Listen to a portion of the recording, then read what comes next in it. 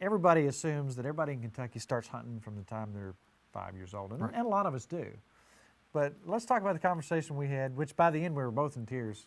We're not going to give this guy any grief, but let's talk about what we talked about. Well, we've got a bona fide greenhorn. So we'll give boot? We got a boot. We'll give him some grief. First of all, he's a good guy. He's a good guy. Zach Everson. He's our attorney's husband, and never been hunting. Grew up in an urban environment. A lot of things that we're not that familiar with, because most of us grew up in the country. We grew up hunting and fishing, and he is a writer for a magazine in Louisville, and had the idea that he'd like to go out and try hunting. So we're going to take Zach, and today you're going to turn him over to me, and we're going to put him through We want you to put him through the Marine Corps boot camp. I'm going to tell him how to shoot, how to squeeze it. Never shot a rifle, never been deer hunting, and ultimately, what we hope is that folks can see this and say that, hey, this is not difficult. I mean, it's not hard to pick up. It's not terribly expensive. It's a lot of fun, and it's outdoors. It's not behind a computer screen. It's not in front of a television. It's outside. We'll run him through his paces. You're the commissioner. When he gets done, you'll decide whether he gets his certificate or not. Whether he qualifies or not, whether he's worthy. All right, let's put him through the paces. Let's do it.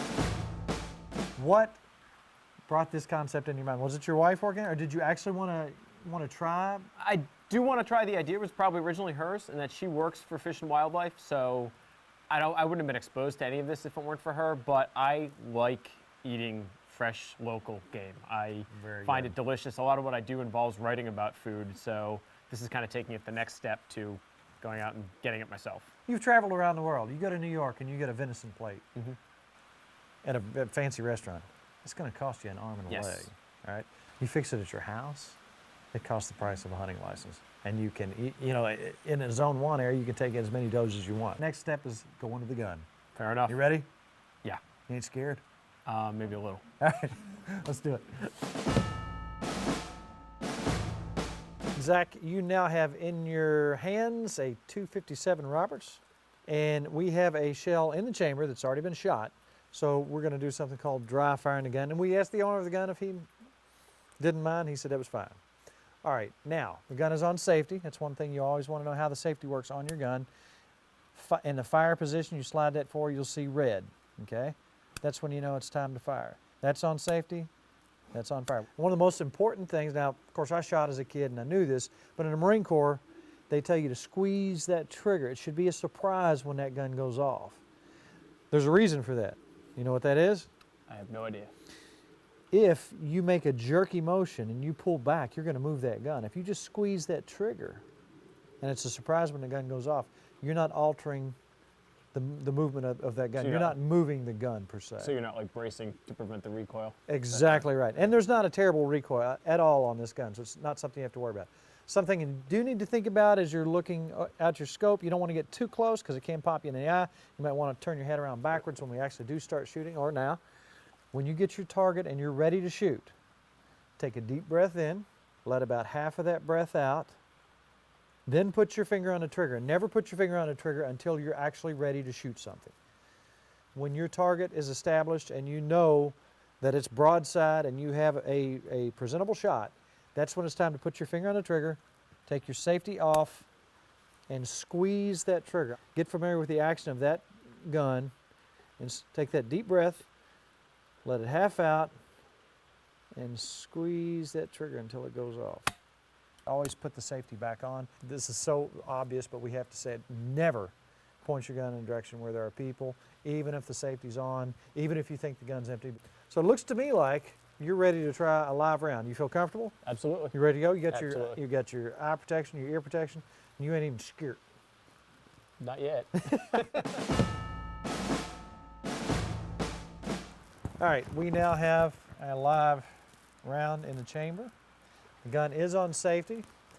We're doing the same thing. Get very comfortable. Go ahead and take a look through. And I'm going to put my hearing protection in. Deep breath in, let it half out, hold it, take the safety off. Don't put your finger on the trigger until you're ready. Squeeze the shot off. It should be a surprise when the gun goes off. And if that gun is centered in like we think it is, you should be on paper.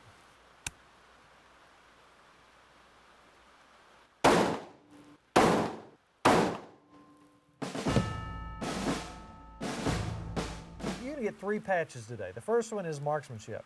Right. Gunny?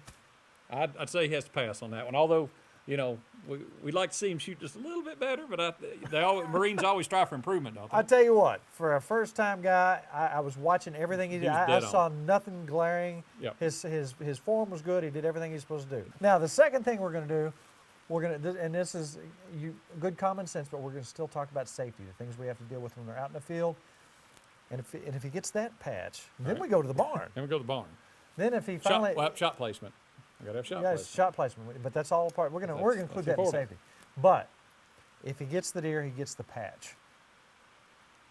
Oh, then he has to go for the field dressing patch. I say we just give him a DVD and Give send him to the house. Give him our DVD and Say, pocket knife. Margaret, here he comes. That's right. This is obviously not life-size unless you live in Florida. This is a small deer, but it's sort of correct here. Now, obviously, you see his leg coming up. When you see the deer's leg coming up, there's his leg bone, the top of it. As you come up, his heart is right in line with that. Now, what you want to do is you figure out where center body mass is, come down just a hair, and if you shoot in this area, you're going to take the heart out and both lungs. If that deer is sideways, and that's the shot you always want to take, because there's so much vital stuff in there. If you go a little further back, you'll get some liver. If you go any further back, you're going to get nasty, nasty stuff, and the deer cleaning process is not going to be as enjoyable as it should be. What a lot of people do, common mistake, is people look at the animal and they are so mesmerized by the first hunt that they shoot at the animal. Then they're not even paying attention where the crosshairs are. You pick a spot on that animal. You pick a small spot where a hair or a color variation is, or a seam is, or something like that, and you aim at that spot. You pick you a tiny spot. You've heard people say, aim small, miss small. Well, look for that spot, look for that seam, look for that crease, and then move forward. Wherever you want to be, pick out a tiny little spot, shoot at that spot, and that's where you want to be. And if you don't feel comfortable with the shot, if you never feel comfortable with a shot, don't take it. Make sure you have a backdrop. Make sure there's nobody behind you. And that's why we wear orange, because orange stands out. Dude, I can't find any mistakes. I can't find any reason why you shouldn't be in the woods. You've got your orange on. Now we're going to have to call in the gunny. Where's the gunny at? Where's Gunny Gassett? See if he gives you the thumbs up. As far as I'm concerned, you're good to go. He's good to go. Got So his orange you have on. no reservations. Well, I don't know about that. Let's see if he can kill a deer. Now, we're going to get on our orange. We're going to go to a barn, which is a great place to hunt, by the It's a way. good place. Well, here we go. I'm fired All up right. for you. Likewise. I Thank you. really am excited. You? Let's go. I ain't scared. I ain't scared.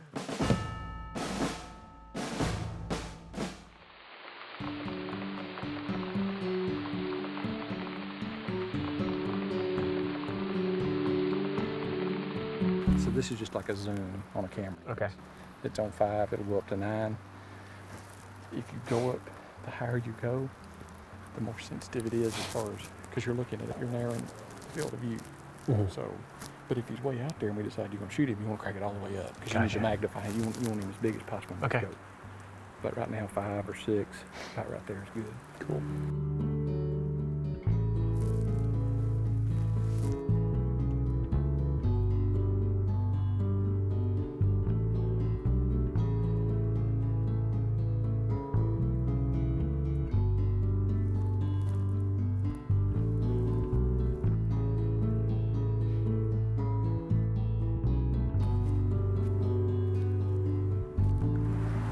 I saw 4 huge bucks back here, but you were wanting to know, right? Yeah, absolutely. Just kidding.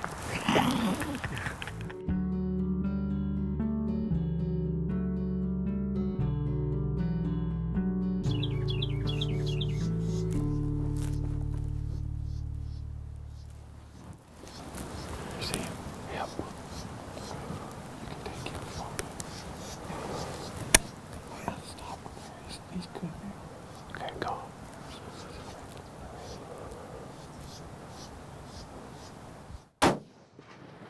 It's a dead deer. Squeeze the shot off. He hit him both times. What a way to start Thank you very out. much. Yeah, not bad. 2 shots. Not One bad, deer 2 hit. shots. You know, what a beautiful animal. So the first one got the We're not sure yet. We haven't clipped him yet. We need to turn Oh, him over and take a gotcha. look here Good in a point. minute. But This is your second shot. your right? second Okay. shot went through both lungs. Okay. He was not going to go far. You know, it's wet out. It's been raining all day. The tracking would have been very difficult on a night like tonight. Yeah. But you put that second shot on him, and guess what?